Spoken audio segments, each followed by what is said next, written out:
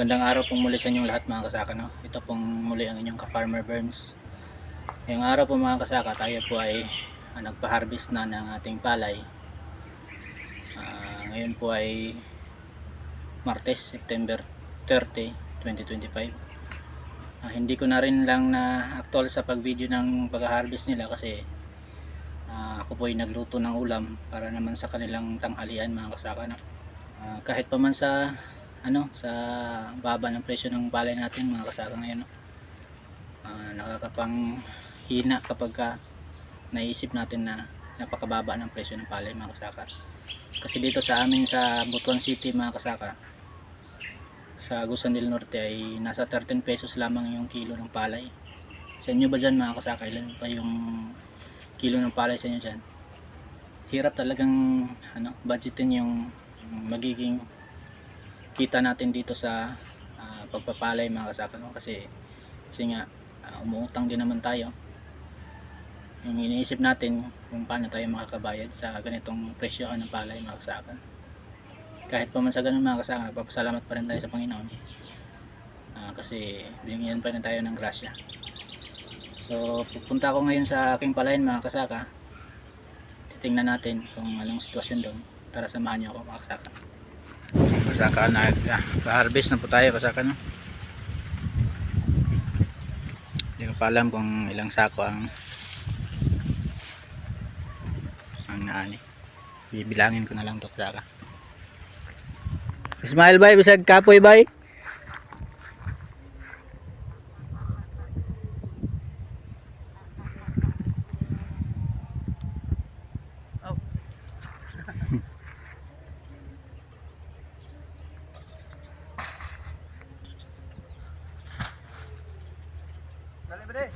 Yun po mga kasaka, no?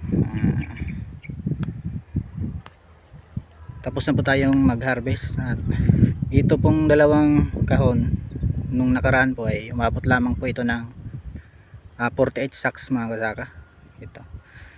Ngayon po umabot siya ng 77 sacks. NSIC RC480 mga kasaka.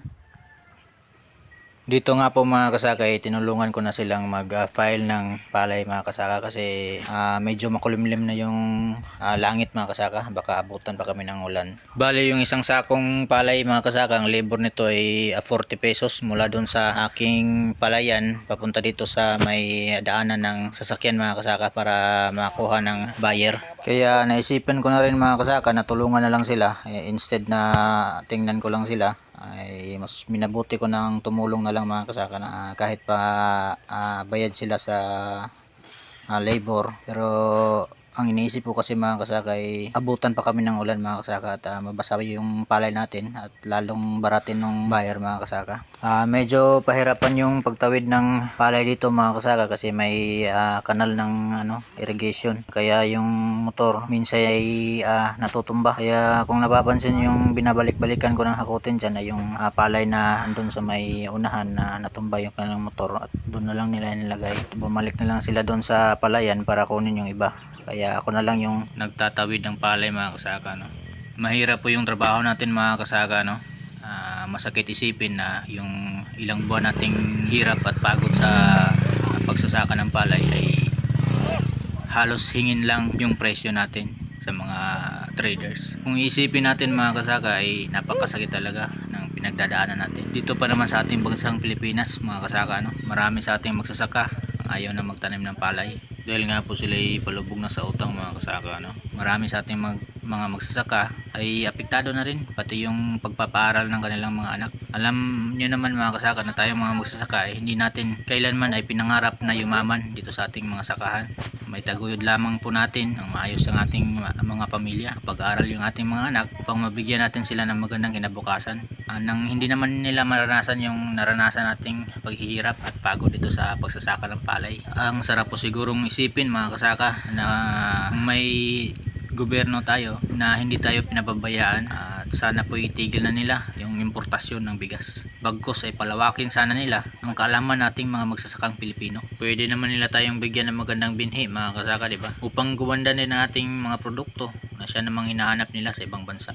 Sa lawak po ng sakahan dito sa Pilipinas, kaya naman po siguro nating supplyan ng bigas ang buong Pilipinas mga kasaka, no? Ito po mga kasaka ay sariling opinion ko lamang, no? Kasi marami po sa ating mga magsasaka ang naghihinagpis, nagmamakaawa na sana po itaas pa ng konti ay yung presyo ng palay at nang hindi naman kami tuluyang lumubog sa utang. Sana po may isang mabuting nakaupo sa gobyerno na tingin yung aming mga hinanaing na mga magsasaka. Sana po matulungan nyo kami na itaas man lang ng konti yung presyo ng palay. Hindi man kaming lahat ay nakakapagbigay ng tinig para sa inyo, pero na-appreciate din namin yung bawat tugon nyo sa mga hinanaing naming mga magsasakang Pilipino. Muli po, ito po ay sariling opinion ko lamang at ako po ay humihingi ng tawad kung may nasabi man akong hindi nauukol sa inyong kagustuhan. Balik po tayo dito sa ginagawa ko mga kasaka, no? Itong hanaani ko po ay 77 na kaban. Bali, kinuhaan ko po to ng ng 6 para sa konsumo ko naman ng ilang buwan. At meron pang renta ng lupa dito mga kasaka, kasi yung sinasaka namin ay hindi namin sariling lupa. Bali, nagre-renta ako ng siyam na kaban para sa lupa mga kasaka. Tapos kukuhanan din ito ng bayad ng harvester mga kasaka, no? Dito yung singilan nila ay 11 na mga kasaka. Bali, kung umani ka ng 100 sacks ay 11 na kaban naman yung sa kanila mga kasaka. Dati kasi 10 lang. Gawa nga daw nung lugi na sila kasi sa baba ng presyo ay ginawa na nilang 11. So wala din naman kami magawa mga kasaka, kundi pumayag na rin kasi naiintindihan naman namin yung kanilang sitwasyon. So kung may matira man mga kasaka, yung matitira dito, yun yung ibibenta ko, at yung kikitain naman nito mga kasaka ay kukuhaan pa rin ng ng pambayad dito sa labor na 40 per kaban mga kasaka. At saka babayad din tayo ng utang natin mga kasaka. Dun sa nakaraang taniman ay umutang din naman tayo ng financing kasi wala naman tayong pondo sa gastusin para sa nakaraang taniman mga kasaka, no? At yung matitira naman mga kasaka, yun yung titipirin namin sa mga gastusin sa bahay hanggang umabot naman sa susunod na anihan ulit mga kasaka, no? Napakalaking tulong sana mga kasaka kung mataas lang yung presyo ng palay, ay medyo makakabawi sana tayo mga kasaka, no? Pero sa kung ganitong presyohan talaga mga kasaka, ay maraming mga magsasaka ay nakatulad natin nang mawawala na ng gana sa pagtatanim ng palay mga kasaka, no? At dito nga mga kasaka ay medyo humangin na kasi palapit na nga yung ulan. Medyo kinakabahan na nga ako dyan mga kasaka kasi baka abutan kami ng ulan, at yan pa yung gawin nilang dahilan para ibaba pa nila ng husto yung presyo ng palay.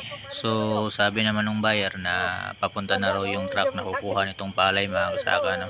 So medyo nga kinakabahan ako kasi medyo malaki talaga itong ulan na ito mga kasaka, kasi napaka kulimlim ng kalangitan mga kasaka, tapos malakas yung hangin at siguradong mababasa itong ating mga palay mga kasaka. Kahit pamantabunan natin ng trapal ay may mga portion pa rin na mababasa ng ulan. At malamig na nga yung hangin dyan mga kasaka, no?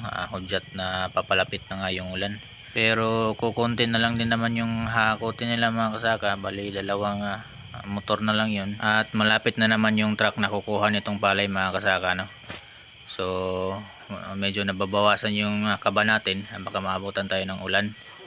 At yan na nga mga kasaka, dumating na yung truck na kumukuha at patapos na sila magtimbang at saka magkarga ng palay mga kasaka, no? Sa oras na din na yan mga kasaka ay nagsisimula na rin pumatak yung ulan, pero salamat pa rin sa Diyos at hindi niya inayaan na mabasa yung ating palay. Thank you very much mga kasaka for watching.